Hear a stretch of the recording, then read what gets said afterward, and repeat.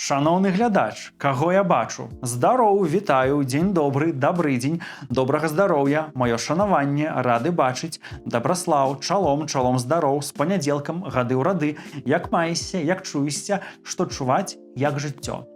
Усё гэта толькі маленькая частка тых вітанняў, якімі спрадвеку не спрадвеку карыстаюцца беларусы.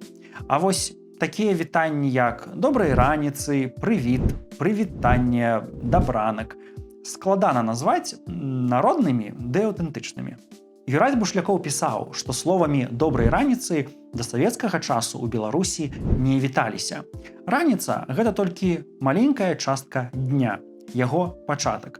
Таму ў беларускім моўным этыкеце не было нейкага асаблівага вітання, як яго няма ў французаў або палякаў. Вякамі, раніцаю, у дзень беларусы віталіся словамі «добрый дзень», «дабры дзень», «дзень добры».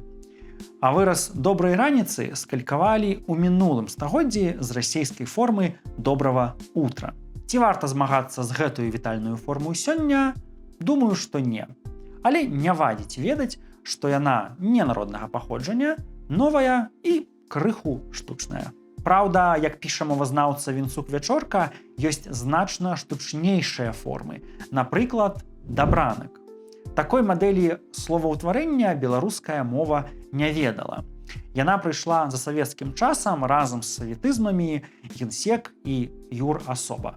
Слова «прывітанне» і яго скарот «прывіт» таксама не прызначаныя для вітання, бо прывітанні – гэта назва групы словаў этыкету для вітання. Акрамя прывітанняў ёсць яшчэ такія групы, як развітанні, падзякі, прабачэнні.